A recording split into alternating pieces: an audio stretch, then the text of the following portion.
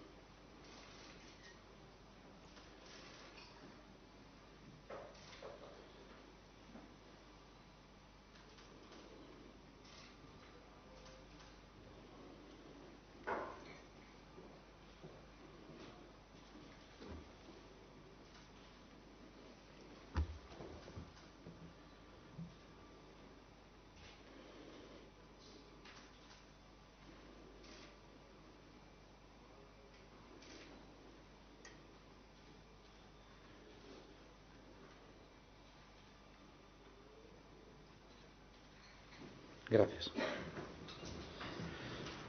Podemos elegir el 11 de marzo o cualquiera de aquellos días aciagos en los que nos familiarizamos con el lenguaje de la enfermedad, las palabras intrusas que se han ido adueñando de nuestras vidas: coronavirus, PCR, confinamiento, estado de alarma.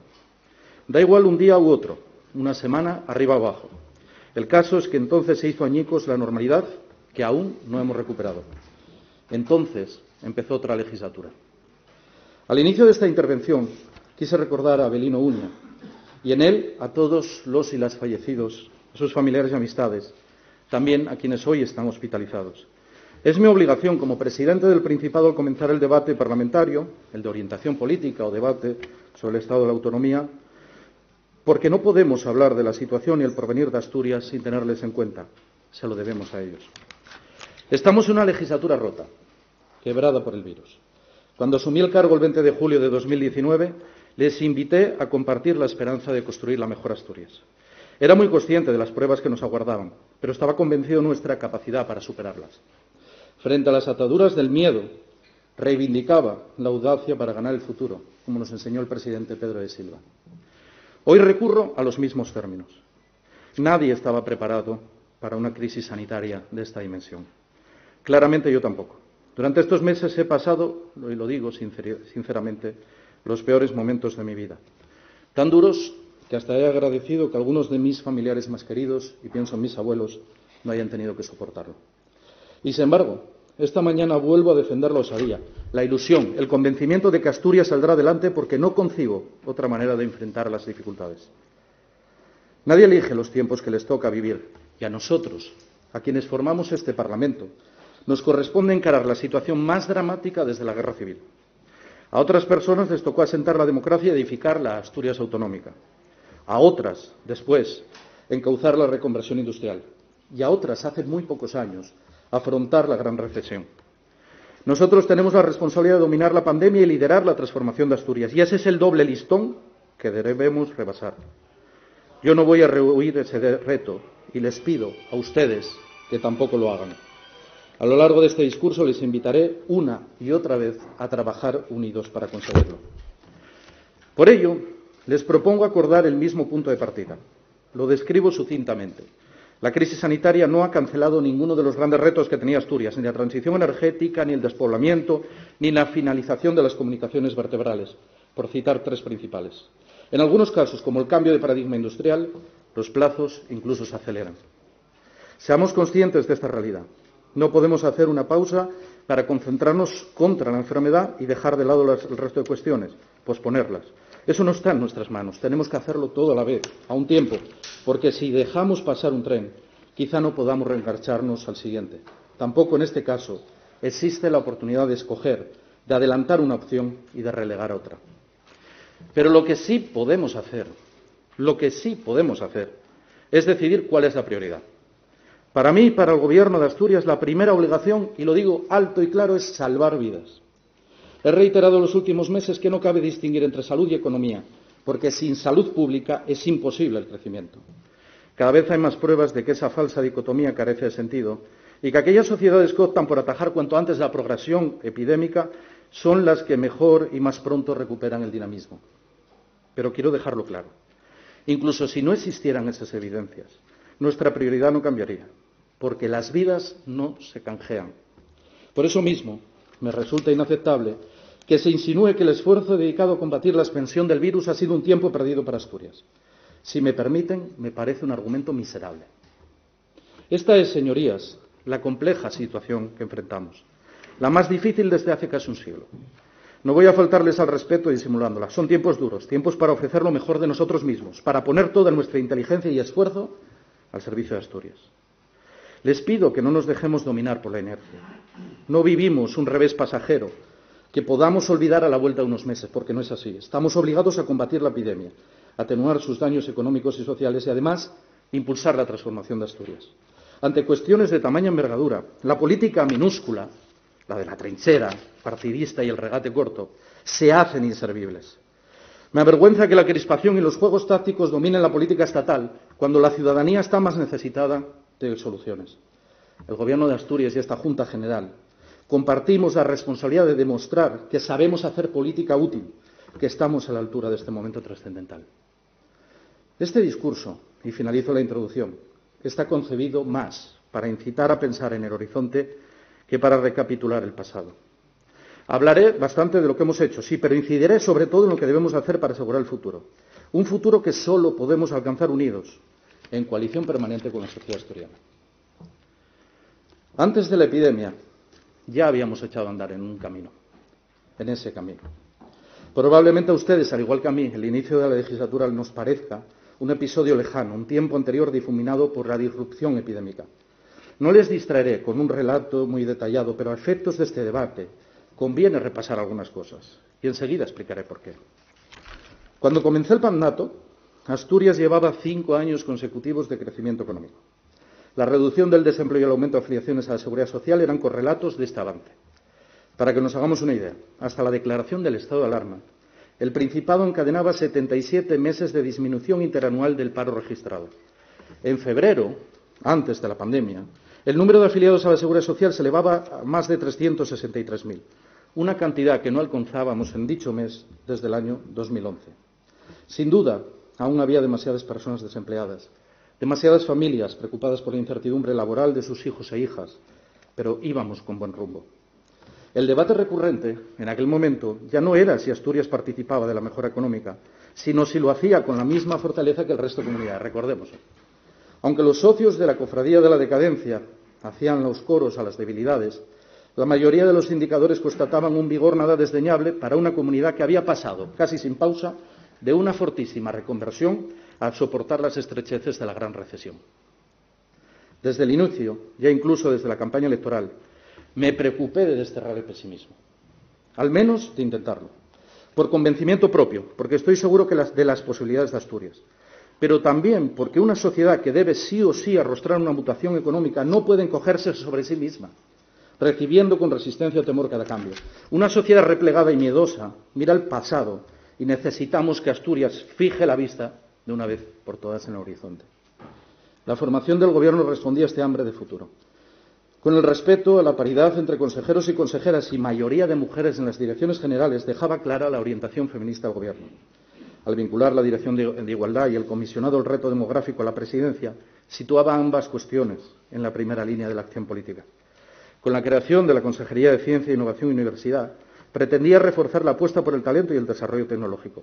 Con la recuperación de la Consejería de Cultura, enfatizaba, en fin, la relevancia de esta materia y, en particular, la protección de nuestro patrimonio cultural, con el asturiano como seña de identidad.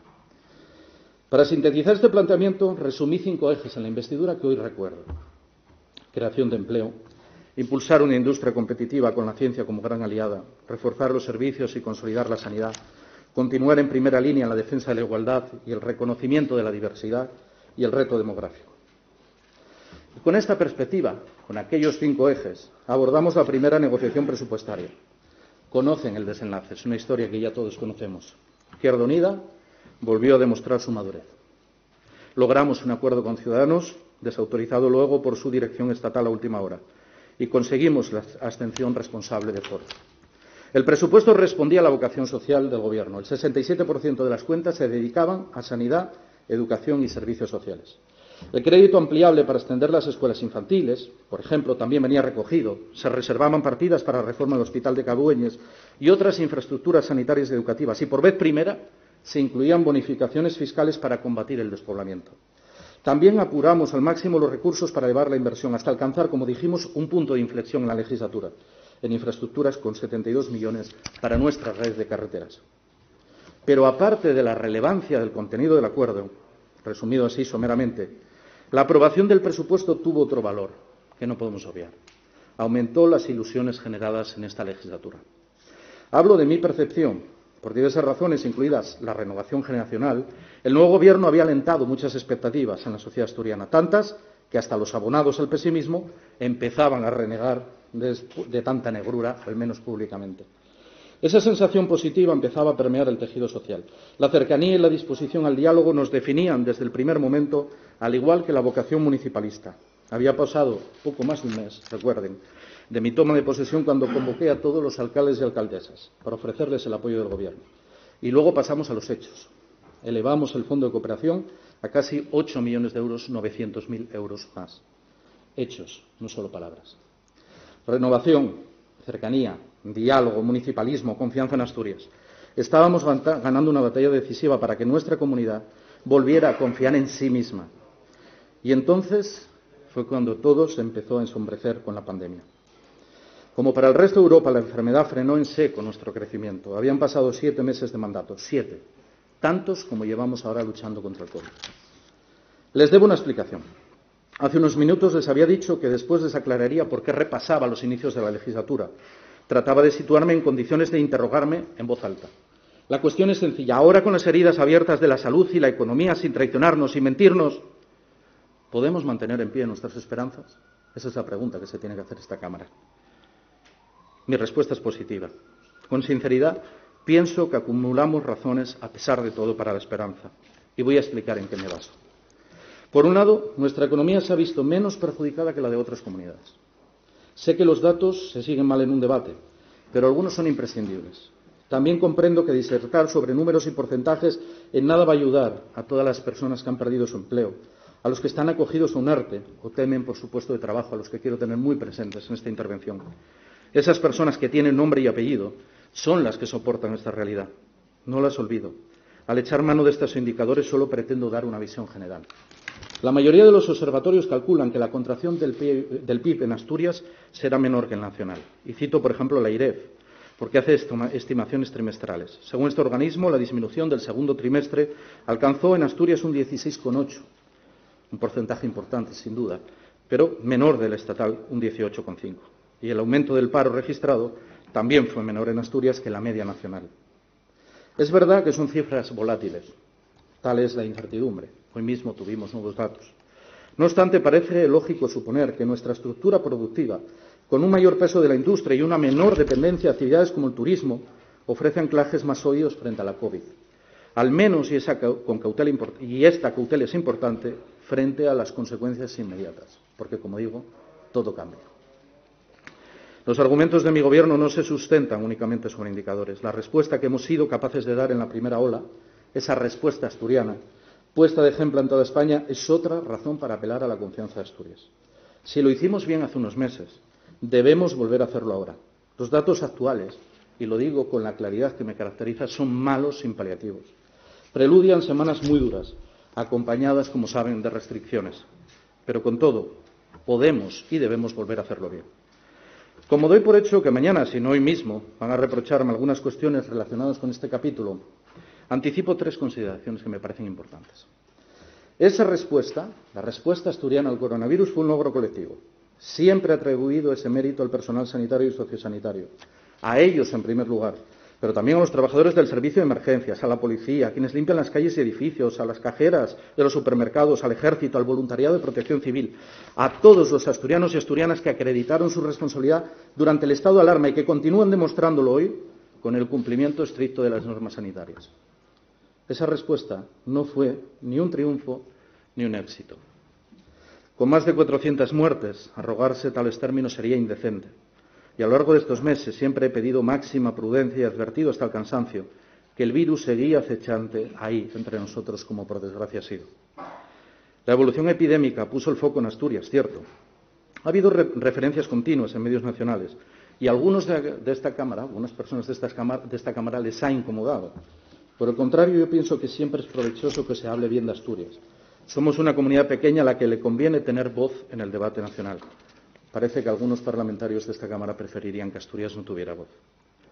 Este verano llegamos a encadenar 25 días sin contagios, un número que no alcanzó ninguna otra comunidad. A partir de entonces no han dejado de empeorar, hasta los pésimos números de estas últimas semanas que nos han obligado a tomar medidas drásticas como las que ayer hicimos públicas. No obstante, antes de volver a la situación actual, resumo en qué basamos nuestra respuesta, la respuesta asturiana. Lo primero, en la consciencia de nuestra vulnerabilidad. Cualquier análisis que hagamos debe partir de esa premisa. Si hay una parte de España especialmente vulnerable, esa es Asturias. Somos la comunidad más envejecida de España. Nuestra tradición industrial ha aparejado un notable porcentaje de patologías respiratorias y, además, cerca del 80% de la población se concentra en la zona central, muy conectada entre sí. A veces escuchamos declaraciones del aislamiento supuesto, perdiendo de vista, sin darnos cuenta, de esa concentración del 80% de la población en el eje central. Pero nos basamos también en el criterio científico. Ninguna de las decisiones adoptadas por el Principado se ha tomado sin respaldo científico. Nunca hemos impuesto la conveniencia política al criterio sanitario. Con prudencia y humildad hemos recurrido al consejo de los expertos y hemos escuchado sugerencias de muchas voces de prestigio. Y voy a citar una, la que nos ha transmitido de forma periódica Daniel López Acuña, es director de Atención Sanitaria en Situaciones de Crisis de la Organización Mundial de la Salud. Nos basamos también en la anticipación. Conscientes de que el tiempo es vital, actuamos siempre con rapidez. Antes del estado de alarma, del primer estado de alarma, habíamos suspendido clases e impuesto el cierre del ocio y del comercio. Después fuimos los primeros en declarar obligatoria la mascarilla, recuérdenlo, en prohibir los botellones o en imponer otras restricciones. Y con la misma voluntad recurrimos a la declaración de alerta naranja, también criticada, un aldabonazo para extremar el cumplimiento de las medidas de seguridad, porque jamás nos hemos relajado, y esto es importante. También nos basamos en la transparencia, y es que este Gobierno no tiene dudas sobre la necesidad de informar abierta y resueltamente. Es la manera de asegurar la credibilidad básica en una crisis de estas características. Hemos dado la cara siempre, en los peores y en los mejores momentos. Yo mismo he asumido el anuncio de las decisiones más drásticas de esta comunidad porque es mi deber como presidente del Principado y como jefe del Ejecutivo. Porque hay que hablar claro a los asturianos y asturianas, de frente, con la verdad por delante. Y nos hemos basado también, lo saben bien los consejeros, en el trabajo en equipo y en la lealtad institucional. De igual manera, desde el inicio asumimos que todo el esfuerzo del Gobierno debería de estar orientado a ese propósito, frenar el virus y paliar sus daños sociales y económicos. Practicamos la colaboración y la lealtad institucional con otras administraciones, por ejemplo, la creación del Comité de Crisis, de Coordinación de Crisis, en el que participa la Delegación del Gobierno de España y la Federación Asturiana de Concejos, algo inédito en la mayoría de comunidades. Y estuvimos siempre a disposición de esta Junta General, como bien saben, para informar, dar explicaciones y atender sus propuestas. Pero no voy a repasar todo lo hecho durante la epidemia. Dejo lagunas importantes, pero alargaría demasiado el discurso. Lo que no puedo obviar es la situación actual. Como revelan los pésimos datos, la segunda ola nos está golpeando de lleno. Ante esta situación, la comunidad más vulnerable, Asturias, no puede permitirse esperar, como proponían algunos, dejar pasar los días con la esperanza de que la curva se allane por sí sola. No estoy dispuesto a tolerar un goteo diario de muertes a cambio de cruzar los brazos, ni cambio, y lo dejo claro, un solo ingreso en una UCI por una crítica menos. Lo soportaré todas, pero tomaré las decisiones que sean precisas para salvar vidas. En junio, recuerden, me quedé solo defendiendo la prórroga del estado de alarma. Hasta el último día propuse que se alargaran las comunidades que tenían peor evolución epidemiológica. Los hechos, por desgracia, parecen darnos la razón. Desde entonces no he dejado de advertir que si se hacía necesario volvería a pedirlo. El viernes pasado di ese paso, de nuevo por delante de otros ejecutivos autonómicos. Y es cuestión de coherencia. Anticiparnos, tomar medidas duras hoy es el camino más corto para favorecer la recuperación del mañana. Las decisiones que hemos adoptado son, en efecto, muy duras. Limitan los horarios al comercio y hostelería, restringimos la movilidad, llegamos al extremo de declarar el cierre perimetral de Asturias. Para paliar sus daños económicos, trabajamos para poner en marcha este mismo año una línea de apoyo específico al ocio nocturno. Y también les adelanto hoy aquí que el proyecto de presupuestos que negociaremos con los grupos ampliará las ayudas para los sectores y colectivos más afectados, como son los autónomos y la hostelería. La Consejería de Hacienda, Industria y Cultura ya están definiendo estos detalles. Se trata de proporcionar el mayor respaldo en esa coyuntura a través de las diversas herramientas que tiene a mano la Administración del Principado. Y es un compromiso firme. Es lo que menos podremos hacer. Por tanto, dependerá de esa negociación presupuestaria esas ayudas. Pero repito, no tenemos otra opción. Aquí no hay más opción posible. Con toda humildad les solicito que respalden las decisiones excepcionales del Gobierno de Asturias. El oportunismo, algo que por desgracia abunda en política, es un lastre demasiado pesado para hacer buena política en estas circunstancias. Y soy el primero que se pone en la piel de quienes sufren los daños y les prometo que si pudiera, no tomaría una sola de estas decisiones. Pero hoy por hoy no hay más recursos para doblegar la curva.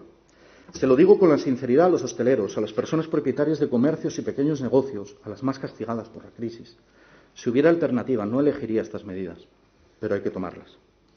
Si no les vale lo que ocurre en otras partes de España, pido que todos nos fijemos en otras partes de Europa, en todos los países que están imponiendo límites bastante más estrictos y rigurosos todavía. Señorías, con toda claridad, colaboremos, ayudémonos para evitar otro confinamiento domiciliario. No engaño a nadie, estamos ante las semanas más decisivas para impedirlo. Demos ejemplo y salvemos a Asturias de otro confinamiento en nuestras casas. Inicio otra parte del discurso y quiero decirles cómo queremos Asturias de los próximos años y cómo estamos trabajando para conseguirlo. Para ello les describiré con 6 rasgos que entroncan con las grandes líneas de investidura. También en esta hay coherencia. Entiendan que será inevitable hacer referencia a la gestión de la pandemia. Como avancé, la realidad no es escindible. Tenemos que vencer al virus al tiempo que logramos el porvenir. Empiezo con un capítulo angular, el que atiende al desarrollo económico de Asturias. Pondré más atención en la industria porque es uno de los campos donde se dirime nuestro porvenir. Al poco del inicio del estado de alarma, aprobamos un decálogo de medidas de respaldo a los sectores más afectados por valor de 75 millones de euros. Destaca la ayuda directa de 400 euros a autónomos, que benefició a más de 10.000 profesionales. No fueron las únicas. Por novedosas, destacan también las adoptadas para un sector tradicionalmente olvidado, el cultural y artístico. También en aquellos días tuvimos la ocasión de constatar nuestro respaldo a la actividad industrial. La intervención del Principado fue determinante, recuérdenlo, para evitar la paralización de Arcelor y otras empresas básicas. En este punto quiero agradecer públicamente la colaboración de la Delegación del Gobierno de España en Asturias y su interpretación, consensuada con la Consejería de Industria, que impidió el cierre de nuestro corazón industrial, de nuestro motor económico. El compromiso de mi Gobierno con la industria es rotundo, como lo ha sido siempre, desde el principio. Recuerden que la primera medida que impulsé como presidente, lo dije en esta Cámara, fue la defensa de la aplicación de un arancel ambiental que impida la desventaja competitiva de la siderurgia respecto a terceros países. Tal como propusimos, la Unión Europea ya ha iniciado la tramitación legislativa del denominado impuesto al carbono en frontera, que si sale adelante supondrá un notable empuje a nuestra industria y en la industria europea. Ayer, por cierto, tuve la oportunidad de pedírselo directamente a la presidenta de la Comisión Europea, Ursula von der Leyen. Fabricar acero sucio no puede tener premio. Nunca. Este Gobierno continuará alzando la voz en defensa de los intereses de Asturias siempre que sea necesario. Lo hacemos, por ejemplo, exigiendo que se apruebe con carácter inmediato el Estatuto de la Industria Electrointensiva, con las alegaciones presentadas y pactadas conjuntamente por Asturias, Cantabria y Galicia. También lo hacemos solicitando la elevación de las compensaciones por emisiones de CO2 al máximo posible, o con la reclamación de que se revierta la venta de Alu Ibérica al Grupo Riesgo. El Gobierno de España debe tenerlo claro. Defendemos nuestra industria y la defenderemos con todos los recursos políticos y jurídicos que tenga a mano el Gobierno de Asturias. Del mismo modo, seguimos interviniendo con discreción para solucionar otros problemas, como el de Duro Felguera, Vesuvius, cualquier otra empresa. Señorías, saben que continúo viviendo donde nací y crecí, que es la Viana. Conozco los colores, el olor y el ruido de la industria. el fragor y la humareda de las movilizaciones mineras. Los conozco bien. Cuando hablamos de la transición ecológica, sé y siento lo que significa. Un mundo que está abocado a cambio. Ante este horizonte, el aprovechamiento de los fondos mineros es imprescindible. Hemos cerrado ya con el Instituto de Transición Justa y los municipios un listado definitivo de 60 proyectos que supondrá una inversión superior a los 90 millones y cuyos convenios serán firmados antes de finalizar el año. Son un primer paquete que se sumarán a más actuaciones en la cuenca a lo largo de toda la legislatura. El próximo año superaremos posiblemente el centenar, financiados por distintas vías. Les decía que el cambio del paisaje industrial es una de las pocas certezas que tenemos. Vamos cada vez más rápidos hacia otro paradigma económico que se define con dos palabras que no podemos obviar: verde y digital. Mi Ejecutivo pretende que Asturias lidere esta transformación. Si lo conseguimos, será la mejor garantía de futuro para situarnos a la vanguardia industrial. A ese propósito responden iniciativas como la elaboración de la Estrategia de Transición Justa o la Estrategia Industrial 2030, que servirán de guías a la modernización del sector. Este es uno de los grandes escenarios que nos jugamos el ser o no ser de Asturias. No le resto un ápice de importancia y comprendo la inquietud laboral y empresarial que suscita el envite, pero también en este caso tenemos asideros para la confianza. Los más evidentes los ofrecen las propias empresas. El contrato de los vehículos 8x8 en Trubia, por valor de 2.100 millones, que consolida el porvenir de la factoría y permitirá la creación de 375 empleos directos. La carga de trabajo de los astilleros, que hemos visto recientemente muy buenas noticias, que viven uno de los mejores momentos de los últimos años. La reactivación del horno alto de Arcelor. Los compromisos inversores de numerosas compañías asturianas, de CIN, Bayer e incluso ENCE, que acaba de anunciar que no renuncia a ellos, sino que modifica el plazo para ejecutarlos. Toda esta realidad deberá llevarnos a pensar que por encima de la murmuración de los agoreros, la industria está preparándose para ganar el futuro. Está preparándose, añado, con la ciencia y con el desarrollo tecnológico como aliados. En la investidura propugné la suma de industria y ciencia para favorecer la competitividad. Reconozco que me quedé corto, muy por detrás de las posibilidades que yo tenía. Para explicarme, regreso un momento al primer estado de alarma. Recordarán el liderazgo de la Consejería de Ciencia, Innovación y Universidad en la puesta en marcha de iniciativas para compensar la carencia de material. Entre ellas la formación, por ejemplo, de un centro, de todos los centros de I+D+I, para la fabricación de respiradores y de pantallas de protección en impresión 3D. Supongo que ahora, a la vista de lo logrado en un año, nadie dudará que crear la Consejería de Ciencia fue un acierto. Fijémonos en su impulso a la investigación por primera vez. Se ha hecho una planificación plurianual de fondos y convocatorias con una financiación estimada de 45 millones hasta el año 2023. Entre ellas se incluye el nuevo programa Margarita Salas, ideado para responder a uno de nuestros compromisos de legislatura, la atención y retención de talento. Tenemos que exprimir todo nuestro potencial para conquistar el objetivo. La próxima creación de la Agencia de Ciencia e Innovación, la puesta en marcha de 2 cátedras, una innovación y otra que hoy anuncio, una cátedra de 5G dotada de 100.000 euros anuales, prueban la pujanza y la iniciativa que es digna de elogio. Y no me salgo del cauce.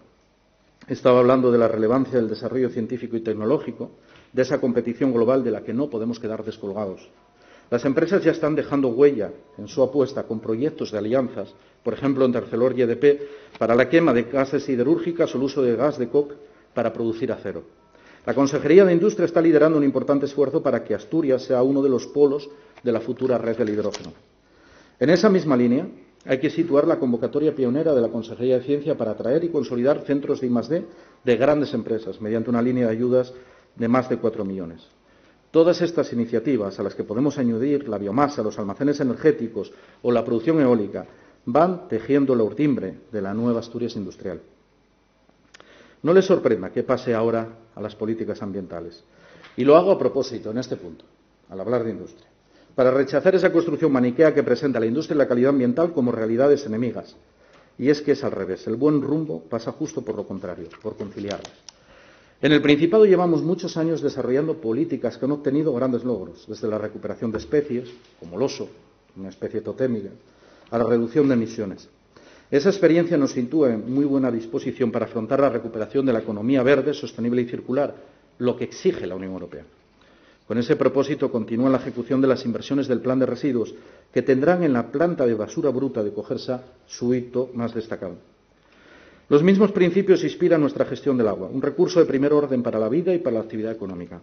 En las próximas semanas presentaremos el Plan de Abastecimiento 2021-2030, que impulsará relevantes inversiones para garantizar el suministro, incluso si se confirman las peores previsiones más extremas del cambio climático. Decisiones como esta son las que ayudan a construir el futuro de Asturias. Todas estas medidas favorecen nuestro crecimiento. Cuando elaboremos el plan de calidad del aire para toda la comunidad, reforzaremos Asturias como un lugar idóneo para vivir y trabajar. Lo mismo que cuando dediquemos, como está previsto, más de 8 millones de euros a extender el billete único. A partir de 2021 será posible viajar en transporte público con una tarjeta monedero sin caducidad y realizar los pagos, recargas y consultas de manera digital. No solo potenciamos el transporte público, también reducimos contaminación al tiempo que favorecemos la movilidad sostenible. Eso también es pensar en el porvenir. Y antes de pasar al siguiente capítulo, quiero destacar la fortaleza del turismo. Doy por superados aquellos debates que históricamente existieron en Asturias acerca de los límites del crecimiento, porque el crecimiento será el que consigamos alcanzar entre todos mediante la colaboración de las empresas. No le pongamos tope a una actividad que aquellos escépticos hoy se sorprenderían al ver que aporta más de un 10% a nuestro PIB.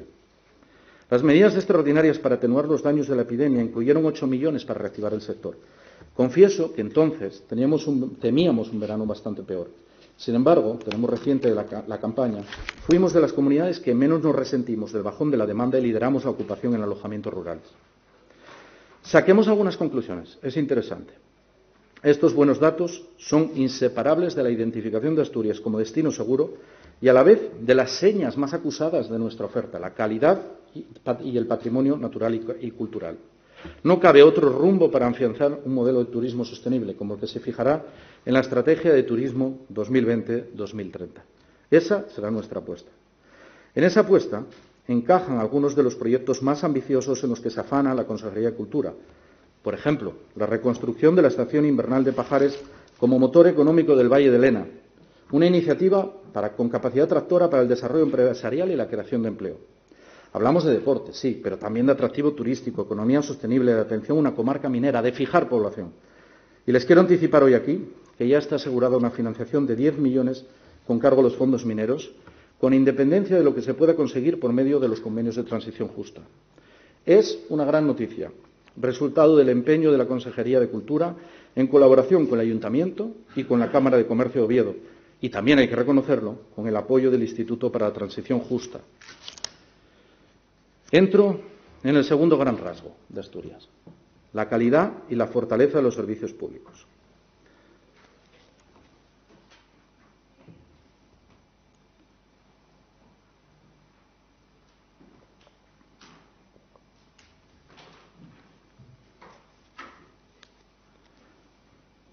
Démosle emoción al momento. Antes recordé que el 67% del presupuesto está destinado a sanidad, educación y servicios sociales. A efectos prácticos, 7 de cada 10 euros de nuestro presupuesto se dedican a robustecer el estado de bienestar. Más adelante hablaré del proyecto de presupuestos del 2021, pero ahora quiero hacer una reflexión compartida. Este porcentaje ya lo alcanzaron ciertamente otros gobiernos socialistas. No hace falta irnos muy atrás. Durante la gran recesión, cuando en otras comunidades la derecha metía tijera a la sanidad, a la educación, a los servicios sociales como un bien recortable, el Ejecutivo de Asturias, con el apoyo de otras fuerzas, como Izquierda Unida, mantuvo su inversión social. Ese esfuerzo continuado es una de las claves que explica nuestra situación y la capacidad de esa respuesta asturiana a la que antes me referí. Un sistema de salud no se construye de un año para otro, ni siquiera de una legislatura para otra. Ponerlo en pie, mantenerlo y mejorarlo requiere un esfuerzo continuado, sedimentado durante generaciones. En cambio, una advertencia. Arruinarlo lleva muy poco tiempo. Lo vemos en otras comunidades. Por desgracia, otras comunidades nos ofrecen ejemplos en ese sentido. Puedo elegir palabras muy similares para hablar de la educación y de los servicios sociales. Por eso me siento deudor de los presidentes anteriores, de los gobiernos que fortalecieron nuestro estado de bienestar. Me comprometo, y lo hago aquí, en la Junta General, a seguir su ejemplo. Mi Gobierno continuará su trabajo para que la calidad de los servicios públicos sea siempre un distintivo de Asturias. Con esta premisa, la orientación social del próximo presupuesto es absolutamente indiscutible. Fue social el del 2020, volverá a serlo el próximo y lo será siempre mientras yo gobierne. Espero que quienes año tras año repiten su salmodia contra la inversión social que escuchamos aquella letanía en los pasados presupuestos, hayan comprendido hoy que debilitar el estado de bienestar tiene un precio impagable, que es el que se paga con la vida y la desigualdad. Advertí que regresaría cada poco la epidemia, y es lógico. No se puede sustraer uno a este debate. En las consejerías de Salud, de Derechos Sociales y Educación se hace imposible evitarlo. Las nombro y pienso en los hospitales a pleno rendimiento, en residencias amenazadas por el virus, como no citar a la de Grau, y aulas vacías. 3 imágenes que recordaré, y lo confieso mientras viva. Contra eso hubo que luchar. Como anticipé, no entraré en el detalle de la gestión de la epidemia. Ha sido escrutada y relatada día a día, mañana a mañana, y si lo desean, mañana también podemos hablar de ello. Ahora intentaré centrarme en lo que debemos hacer también, en el aprendizaje que podemos sacar de lo que estamos viviendo. Antes afirmé que vivimos un doble reto: superar la pandemia a la vez que encaramos el futuro y bregamos con las exigencias cotidianas. Al consejero de Salud no hará falta explicarle lo que intento decir, ni a él ni a su equipo, porque han sabido acomodar sobre la marcha el complejo sistema sanitario a la necesidad de la pandemia. Aquellos aplausos de las 8, esos que marcaban el paso de las tardes en el confinamiento, no pueden quedar reducidos a un recuerdo. Ahora que la realidad vuelve a ser dramática, cuando hay que sujetar de nuevo la epidemia al tiempo que se garantiza la calidad asistencial, estamos tomando medidas para apoyar al personal sanitario, que ha demostrado una entrega y una capacidad de adaptación excepcional. Varias ya las conocen de esas medidas: la contratación de más profesionales, el levantamiento del hospital de campaña, la habilitación del call center, la apertura vespertina de algunos centros de salud, el dar más competencias a la enfermería o aligerar las agendas médicas de burocracia. Todas ya están en marcha. Reaccionamos con rapidez y continuaremos tomando decisiones para aliviar la difícil situación que soportamos. Y hay que tener capacidad de gestión para abarcar objetivos tan amplios. Un empuje similar al que ha exhibido la Consejería de Derechos Sociales para sostener la apuesta de ese plan de choque para terminar con la lista de espera de la dependencia. En un año, y a pesar de la pandemia, se ha reducido en un 37%. O para aplicarse con el objetivo de facilitar el trasvase de beneficiarios del salario social al ingreso mínimo vital. A estas alturas ya se han remitido casi 9.000 expedientes, de un total de 14.700 al Instituto Nacional de la Seguridad Social. Cuando se habla de dirigir los servicios sociales se tiende a pensar en mera tramitación de ayudas. Y no, es mucho más que eso, lo sabe bien la consejera. Hay que hablar de la colaboración constante con el tercer sector, que conlleva también estar atentos a las nuevas necesidades. Y así lo estuvimos cuando habilitamos una línea de ayudas para quienes no podían pagar el alquiler de sus viviendas por culpa de la pandemia. En ese catálogo de nuevas urgencias, una de las más apremiantes es desarrollar un nuevo modelo de atención a las personas mayores. El año que viene, la Consejería pondrá en marcha un proyecto piloto en 2 residencias, una pública y otra privada, para avanzar en ese propósito. El Gobierno de la comunidad más envejecida de España tiene el deber de liderar en toda España ese proceso. Y ahora me refiero a la educación. Aulas vacías, dije antes. No es la imagen más trágica de la pandemia, lo sé, pero sí una de las más desoladoras, porque retrata la impotencia de una sociedad resignada a cerrar sus escuelas para frenar el virus. Como en toda España, tuvimos que improvisar, adaptarnos a uña de caballo para mantener la enseñanza con recursos telemáticos. Lo he dicho alguna vez, fue una auténtica revolución. No se ha valorado bien el esfuerzo de la comunidad educativa, de docentes, familias, alumnado y consejería, para que la educación continuase en línea durante todo un trimestre.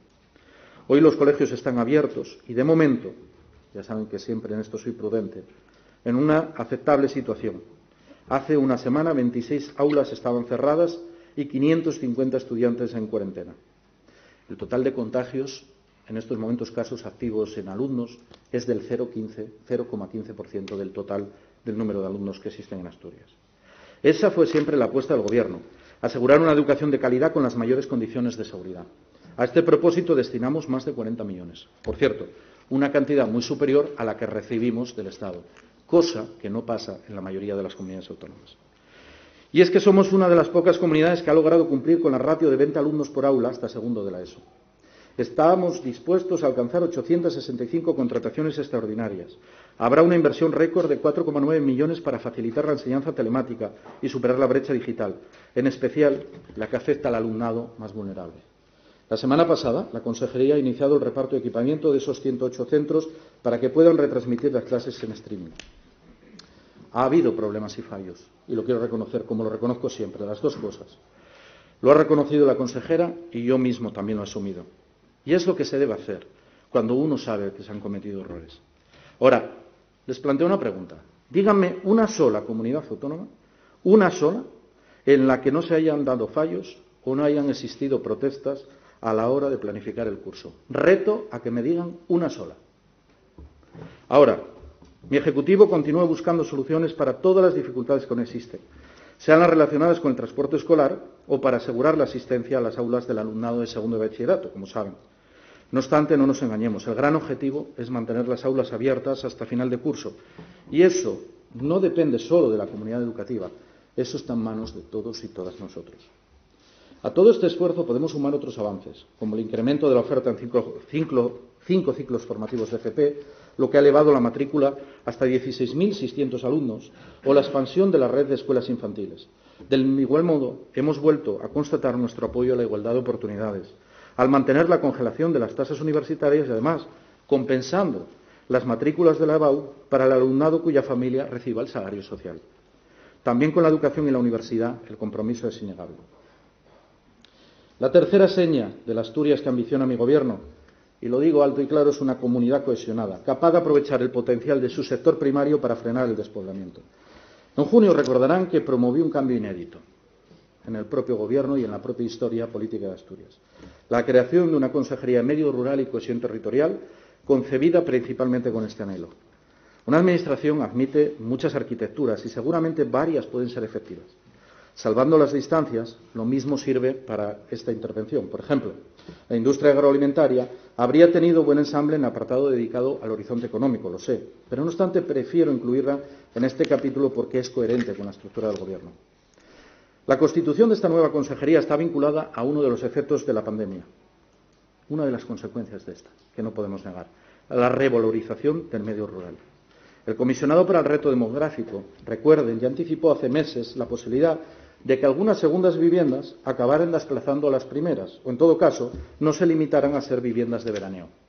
Esta es la razón que alimenta la demanda inmobiliaria en pequeños concejos y lo que explica el aumento de la matrícula en las escuelas rurales. La consolidación del teletrabajo favorece esta tendencia, hay que reconocerlo, que vamos a catalizar todo lo posible. En este objetivo suman muchos factores. Asturias es un paraíso natural, pero también una comunidad que ofrece servicios públicos robustos y alta calidad de vida. Cuando hablamos de atraer inversiones o talentos, recordemos estos grandes atractivos siempre. En estos meses han sucedido otros hechos importantes, y resalto dos. Por un lado, durante todo el primer estado de alarma, si no hubo escasez de alimentos durante el confinamiento, fue por el comportamiento ejemplar de agricultores, ganaderos, industrias y distribuidoras. El sector primario evidenció su carácter estratégico como despensa sostenible de nuestra comunidad. Por otro, la marca Asturias, vinculada a la calidad natural, que se ha prestigiado todavía más. Ya analizamos su repercusión sobre el tirón turístico y, en particular, para los alojamientos rurales. Pensemos ahora en los beneficios para la industria agroalimentaria. Para que nos hagamos una idea de lo que estamos hablando, hablamos de un sector con 717 empresas y casi 7.500 trabajadores, que aporta ya el 14% del PIB. De ahí el empeño de la Consejería del Gobierno de Asturias para la promoción de la marca Alimentos del Paraíso, que ha conseguido cuadruplicar el número de operadores. Ambos refuerzan nuestro medio rural y multiplican su capacidad de desarrollo, condición imprescindible para contener el vaciamiento del medio rural. Cuando la Consejería reclama que los fondos de la nueva PAC tengan en cuenta la figura de agricultor genuino, está buscando precisamente ese doble objetivo, ayudar a nuestros productores y fijar población. Y con este mismo propósito hemos adoptado medidas como el aumento de los fondos para convocatoria de los planes LEADER, y la ampliación del ticket del autónomo rural, muy importante, que ha pasado de 25.000 a 35.000 euros. El esfuerzo negociador del Gobierno ha resultado, por otra parte, en un importante logro, en este caso para la pesca, un aumento del 71% de la cuota de la xarda, hasta superar las 2.000 toneladas. Me quedo con este éxito para subrayar una idea muy importante: el gran potencial de nuestro sector primario, tal vez el que tiene más posibilidades de crecimiento en estos momentos en Asturias. Y es que cuando elegí Lledoners y Tameza, el municipio con menos habitantes, para realizar mi primera visita institucional a un ayuntamiento, pretendía significar el firme compromiso de mi Gobierno con el medio rural y la lucha contra la despoblación. Pero yo sé que los gestos por sí solos no valen. Por eso, además de apoyar la agricultura y la ganadería, hemos tomado otras medidas. Hice referencia a las bonificaciones fiscales incluidas en el presupuesto. Aparte, daremos un empujón casi definitivo a la expansión de la banda ancha, que cubrirá el 97% del territorio de Asturias. En 2021 está previsto que el despliegue alcance a casi 43.000 viviendas y empresas. Como ha subrayado de forma reiterada la Consejería de Ciencia, podemos decir con todas las letras que avanzamos hacia una Asturias hiperconectada, con las ventajas que conllevará para la actividad profesional y empresarial. Vamos a satisfacer una demanda histórica, que es el cierre de esa brecha digital. Y es que no hay otra opción para apoyar el medio rural. Por eso mantenemos también las escuelas de 4 alumnos, casi no quedan en ninguna otra comunidad autónoma, y cuidamos la red de centros de salud y consultorios. El Gobierno de Asturias va a ponerlo todo de su parte, pero es imprescindible que exista una política demográfica estatal, y esto hay que pedirlo abiertamente. Por eso hemos solicitado que los fondos europeos, ayer mismo lo repetí, atiendan también a los problemas demográficos, una petición que compartimos con otras 7 comunidades autónomas. Como ven, hace falta imbricar muchas políticas, elevar las oportunidades económicas, garantizar equipamientos, favorecer las conexiones digitales. Esa misma visión amplia requiere nuestra política de comunicaciones. Continuaremos urgiendo al Ministerio de Transportes para que garantice el término en plazo de la variante de Pajares, para que apoye, además, al desarrollo del corredor atlántico, así como los compromisos adquiridos en la red de cercanías, la autovía del suroccidente y las obras previstas ya en Oviedo, Gijón, Langreo y Avilés. También nos proponemos reanudar las conversaciones para impulsar el área metropolitana y avanzar en el desarrollo de la zona logística. Todas estas demandas son compatibles con la atención que precisan las salas de Asturias. Por eso también tienen relevancia cuestiones que pasan desapercibidas, como los contratos plurianuales que estamos lanzando para la conservación de los 4.200 kilómetros de nuestra red de carreteras, obras a menudo pequeñas que no generan grandes titulares, pero que afectan, lo sé, yo soy consciente, la vida de muchos miles de personas. Durante la introducción subrayé la orientación feminista del Gobierno, recuérdenlo. De hecho, el actual es el Ejecutivo con más mujeres en puestos de responsabilidad de toda la historia de Asturias, el que más. Hay mayoría femenina y, si me permiten, hay mayoría feminista. Las dos cosas. Mantendremos ese norte toda la legislatura. Por ello, estaremos atentos a las trampas que la crisis sanitaria esconde para la igualdad. Las menciones, por ejemplo, a la conciliación y la política de cuidados no puede servir para anudar nuevamente a las mujeres a los roles que les reservaba el patriarcado. Hace justo una semana, la directora de Igualdad presentó un informe sobre la situación de hombres y mujeres en la Administración, que, entre otras conclusiones, constataba la existencia de una brecha salarial del 15%. Hay más mujeres en nuestra Administración, pero cobran menos. Lo tomo, créanme, como un acicate, y es que aún nos queda mucho por avanzar. Con ese propósito, la concertación ha incluido por primera vez en su historia una mesa específica sobre igualdad, un hito necesario en la comunidad donde, por diversas razones, hay más diferencia retributiva históricamente entre mujeres y hombres. Al mismo fin responderá la próxima aprobación del Plan Estratégico de Igualdad que esperamos presentar antes de que finalice el año. Y es que aspiramos a que la igualdad sea otro rasgo que identifica a Asturias, porque es consustancial también a las sociedades avanzadas. Hablamos de derechos y también de empuje económico. Una comunidad moderna tiene que romper con la vieja estructura social en la que solo una mitad de la población tenía acceso a la calidad de vida, a los recursos y el desarrollo profesional.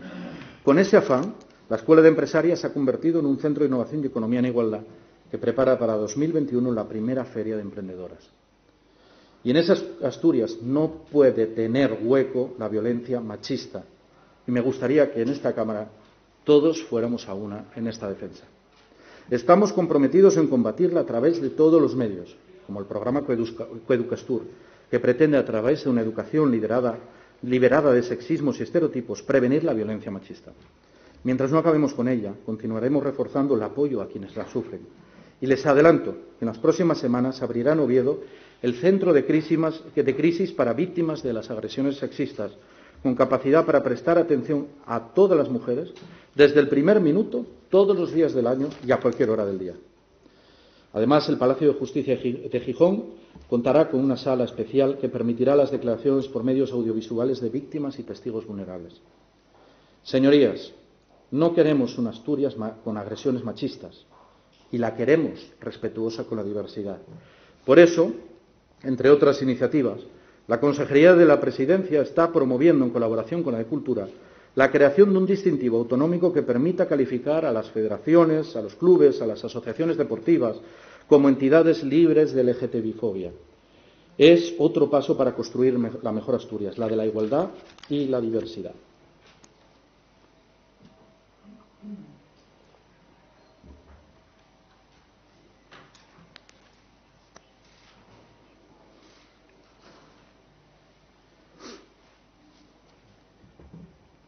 La Asturias pola que traballamos tamén va estar orgullosa de la súa cultura. Asistimos nesta Cámara a episodios insólitos de diputados que marchen del hemiciclo protestando porque non entienden el asturiano. Algunos con algo tan raro como leer un poema e logo non entendelo. Mal asunto cando un parlamento non lle entender lo que se fala na calle ou a reniega de la súa propia cultura. Miren, seamos serios. Vamos de xanos de esparabanes e sobreactuaciones por cuenta del asturiano y del gallego asturiano nesta Cámara. Non tenemos que usar la nuestra lingua para dividir, para encerrizar unha crispación que non tiene razón de ser. El meu gobierno quiere lo contrario, propiciar un entendimiento amplio que faiga posible evitar la desaparición de uno de los elementos más preciosos de nuestro patrimonio cultural, la nuestra lingua. Nesta legislatura tenemos la oportunidad de que se logre.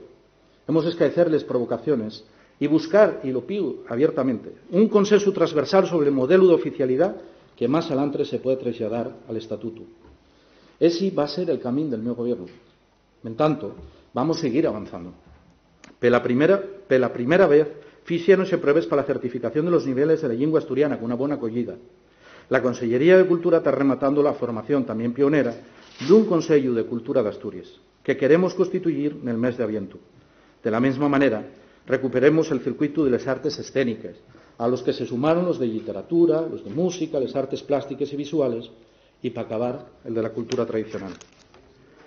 Cuando grabé el meu primer mensaje institucional por cuenta del Día de Asturias, escogí Santa María del Naranco. El siguiente escenario fue el Museo de Bellas Artes, que pude visitar 10 veces y que, por cierto, llevaban sin comprar obra nueva desde el 2011. Con el alcalde Ubieu percorrí San Miguel de Niño y el Centro de Interpretación del Prerrománico, y con él me comprometí a dar a la capital de Asturias el protagonismo que merece en el Xacobeu 2021. Non son cuestións pequenas. As mías apreciacións e orgullo de pertenencia basasen tamén na gran riqueza del noso patrimonio e na potencia dos nosos creadores. Señorías, a cultura asturiana vive un gran momento e temos que fer el posible para catalizalo. Por eso, entre as medidas tomadas para paliar os daños da COVID, tamén incluímos unha liña específica de 500.000 euros para axudar autónomos e traballadores por conta propia del mundo cultural. Inicio el último capítulo de esta parte de la intervención. A estas alturas habrán echado en falta que no haya nombrado ni la reforma de la Administración ni los fondos europeos. Ambos suponen grandes pruebas que estamos dispuestos a encarar. Pretendemos que también así se define Asturias, una comunidad audaz preparada para aceptar los nuevos desafíos. Como cualquier empresa, la Administración hubo de adaptarse al confinamiento. La Consejería de Presidencia tuvo que hacer una labor mayúscula para posibilitar el teletrabajo a más de 20.000 personas sin colapsar el funcionamiento de la misma, y todo a una velocidad de vértigo. No obstante, el balance global es positivo. En pocos meses se han realizado logros que en otras circunstancias hubieran demorado años. Hemos dado un salto de gigante en la digitalización de la Administración. Un ejemplo más en este ámbito. En educación se han completado la distribución de licencias para uso de herramientas informáticas para casi 12.000 docentes y más casi 104.000 estudiantes. Las cifras hablan por sí solas de la magnitud del esfuerzo. Pero el impacto de la COVID también desnudó rigideces y carencias. En su mayor parte, problemas viejos, enquistados y conocidos, que se habían ido dejando sedimentar a la espera de una mejor ocasión para removernos. La epidemia nos ofreció un pretexto idóneo para hacer lo mismo. En cambio, hemos decidido abordarlos. Decidimos lo contrario. Ese es otro de los motivos que explica la reestructuración del Gobierno. Confiar al liderazgo y a la capacidad del vicepresidente una tarea que justifica por sí sola el empeño de toda una legislatura. Asumí un riesgo, lo admito. Conseguir una administración de nueva generación, de destreza digital, ágil y flexible, llevará tiempo y exigirá derribar inercias y resistencias. Somos conscientes de las dificultades, pero no deberíamos seguir mirando para otro lado. Algunos de los pasos que nos proponemos son regular el teletrabajo. Calculamos que puede lograrse en un plazo aproximado de 6 meses, una vez que haya sido reformado el Estatuto Básico del Empleado Público. Saben que acabamos de aprobar una normativa transitoria para que nuestros trabajadores teletrabajen y haya turnos rotatorios para proteger del contagio del COVID. Optimizar los recursos humanos. Tenemos que evitar que en algunos ámbitos haya inflación de personal mientras resulta que escasean otros. Reducción del porcentaje de temporalidad mediante la realización anual de ofertas de empleo público. Mejorar la movilidad de los trabajadores. Y actualizar la legislación con la aprobación de una ley de función pública que plasme el modelo de administración del Principado. A la par, haremos más rápida y sencilla la tramitación administrativa, otra de las asignaturas pendientes en las que nos vamos a aplicar para facilitar el desempeño empresarial. En este año hemos dado pasos relevantes y les digo dos ejemplos. La Consejería de Cultura ha impulsado la agilización de obras en el entorno del Camino de Santiago y la próxima Ley de Calidad Ambiental simplificará la actual normativa. Esta simplificación de la tramitación ambiental tiene otro objetivo, que es allanar a la tramitación de los proyectos de los fondos europeos. Lo subrayo para destacar cómo vamos preparándonos para uno de los asuntos más decisivos, la buena gestión de las ayudas extraordinarias de la Unión Europea, un objetivo clave para Asturias. Vamos a resumir algunos pasos que ya hemos dado. En julio, constituimos la Comisión Delegada para Asuntos Económicos, liderada por el vicepresidente, y en la que participan las consejerías de Hacienda, Industria y Ciencia. Uno de los objetivos principales, y no el principal, es prepararnos para la gestión de estas ayudas. Ayer participé en la conferencia de presidentes a las que asistió, como ya le dije antes, Ursula von der Leyen, la presidenta de la Comisión Europea. Como saben, defendí la participación activa de los gobiernos autonómicos en la gobernanza de los fondos y, por tanto, en el plan de recuperación, en especial en la selección de los proyectos. No nos conformamos, y lo digo alto y claro, con ser observadores ni intermediarios.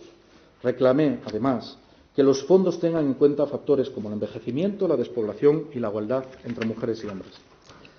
Y quiero hacerles hoy aquí un anuncio. En el próximo Consejo de Gobierno, que será pasado mañana, tomaremos 3 decisiones relevantes.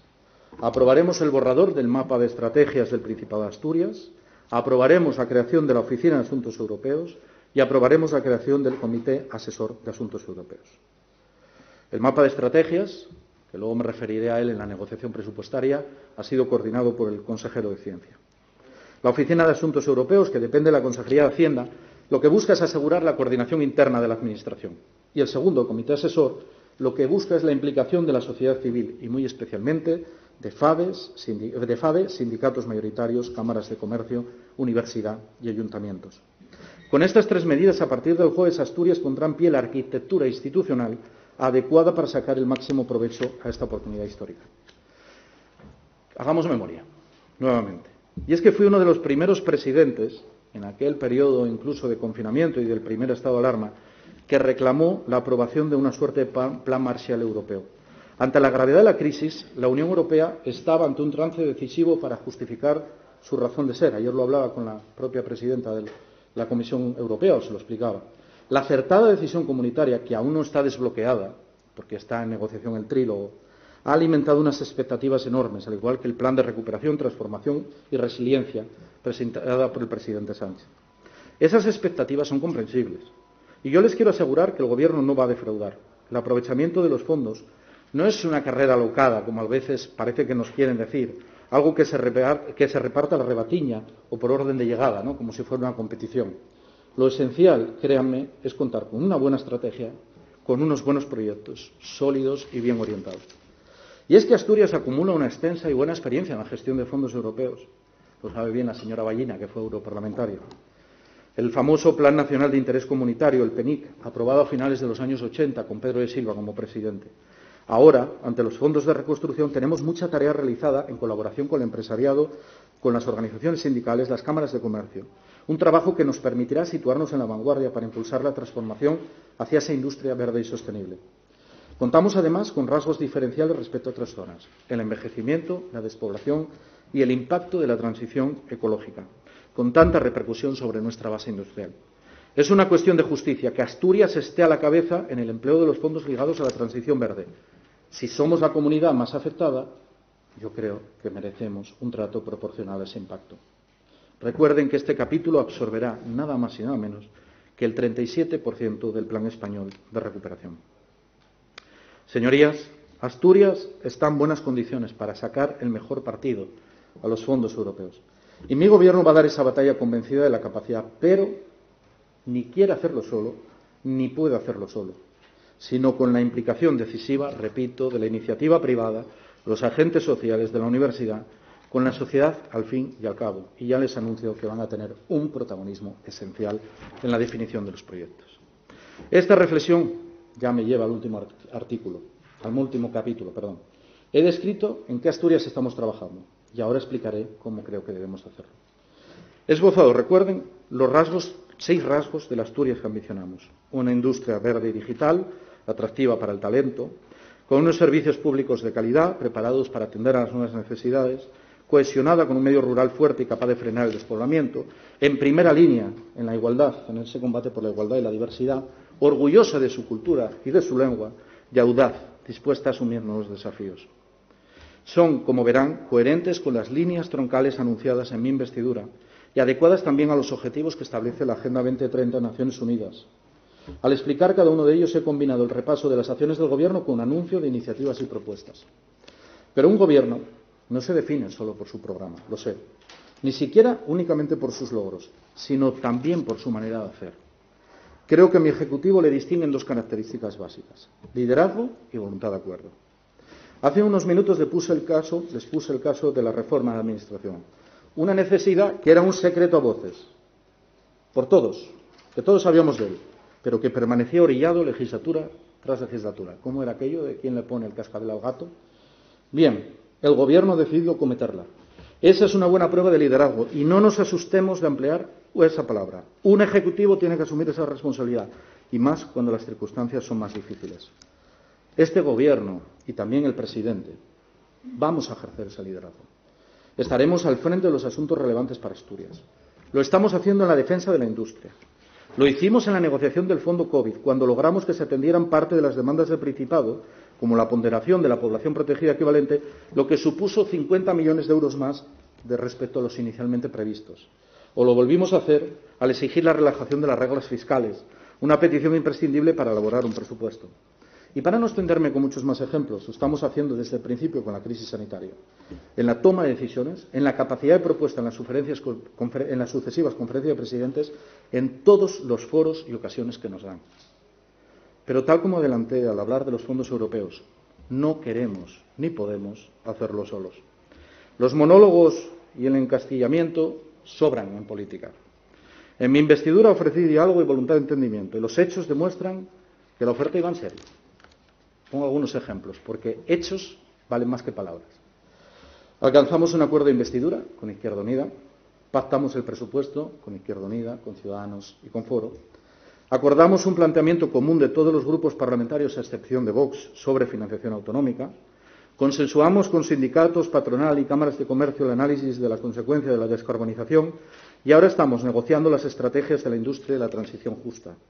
Mantenemos la alianza por las infraestructuras, proseguimos también la política de alianzas con otras comunidades autónomas, como demostramos en las alegaciones al Estatuto de la Industria Electrointensiva, las demandas respecto a la política demográfica o los fondos de cohesión. Y como enumeración debería bastar, repito, hechos, no palabras. No obstante, hay otro acuerdo que quiero subrayar, la concertación social, cerrada con FADE, comisiones obreras y UGT, y que prevé la movilización de más de 640 millones con metas como reactivación empresarial, impulso a la industria o el fomento del empleo y la seguridad laboral. Me detengo en este pacto por su relevancia. Pensado para afrontar los cambios que nos aguardan, aseguré que más adelante serviría, repito mis propias palabras, de fundamento y referencia para la negociación del presupuesto y de los acuerdos de reconstrucción. Señorías, ese tiempo ha llegado. El Gobierno del Principado invitará la próxima semana a todos los grupos parlamentarios que defienden el Estado autonómico a iniciar la negociación del presupuesto. Saben cuáles son nuestros planteamientos. Prioridad al entendimiento con la izquierda, lo he repetido, pero con franca y sincera disposición a sumar otros grupos parlamentarios. Los asturianos han dado mayoría en esta Cámara a las fuerzas progresistas y esa voluntad debe respetarse en el planteamiento presupuestario. Pero eso no significa, señorías, que en esta situación excepcional los consensos no puedan, de hecho, deban ser más amplios y transversales. Si es que, si hacemos memoria, lo fueron en los presupuestos del 2020, cuando llegamos a entendimientos con Izquierda Unida, con Ciudadanos y Foro. Con mayor razón, con mayor deber, tienen que serlo en este momento. El objetivo también es público, llegar al máximo nuestras posibilidades presupuestarias, con los únicos límites de la prudencia y los condicionantes legales, para movilizar hasta el último euro disponible en este momento crucial. Miren, señorías, no será un presupuesto más, ni en lo económico ni en lo político. Propongo que el acuerdo presupuestario sea el primer peldaño de esos pactos de reconstrucción. La concreción del presupuesto ofrece el cimiento adecuado para edificar consensos más amplios. Señorías, sinceramente, les tiendo la mano para negociar los presupuestos de 2021 y acordar al tiempo la recuperación y la transformación que Asturias necesita. Por eso, les quiero anunciar que a la vez que negociaremos el presupuesto y en condición paralela, negociaremos con todos los grupos parlamentarios el mapa de estrategias del Gobierno del Principado, base para el aprovechamiento de los fondos europeos. ¿Se acuerdan de los pactos de Fruela? Ese documento es la base de los pactos de Fruela. Concluyo esta intervención con mis últimas reflexiones. Señorías, estamos gobernando la incertidumbre. Yo creo que esa es una realidad innegable. Nadie sabe cuánto va a durar la epidemia, desde luego yo no lo sé. Tampoco cuántas vidas, por desgracia, arrasará, ni hasta dónde alcanzará su paso devastador. La ciencia, la amarra a la que nos atamos con todas las fuerzas, titubea, vacila, aún no conoce bien al adversario. Vivimos días difíciles e inciertos. En banca definirían esto como un test de estrés. Yo no sé bien cómo decirlo. De lo que estoy seguro, completamente seguro, es que esta Cámara tiene una responsabilidad histórica. Y no porque nosotros merezcamos ni una línea, ni un apunte en un libro, siquiera un recuerdo en una charla, sino porque las circunstancias nos han situado en un momento que requiere lo mejor de nosotros mismos. Todo el esfuerzo, toda la responsabilidad y toda la inteligencia. Pero no solo del Gobierno de Asturias, la de todos nosotros y nosotras. Eso es lo que yo ofrezco, ponerlo todo de mi parte. En esta coyuntura, cuando las certezas se difuminan a nuestro alrededor, las apelaciones a la unidad no pueden perderse, como ha pasado en otras ocasiones, en palabras huecas que he escuchado en esta Cámara, volutas retóricas en la Junta General. Necesitamos unirnos en objetivos comunes, avanzar sin los grilletes del tacticismo y del afán electoral. Unidad y generosidad, altura de miras. No es mucho pedir. Demostremos responsabilidad. Hagamos política útil y mantengamos al Principado a salvo de la viciada atmósfera estatal. También en este caso confío en nuestras posibilidades. Está en nuestras manos vencer al virus y construir la mejor Asturias. Señorías, se lo debemos a Avelino Uña, a todas las personas fallecidas por coronavirus. Se lo debemos a los jóvenes, a quienes emigraron y esperan cada mañana noticias de esperanza de su tierra. Se lo debemos, en fin, señorías, se lo debemos a Asturias. Muchas gracias.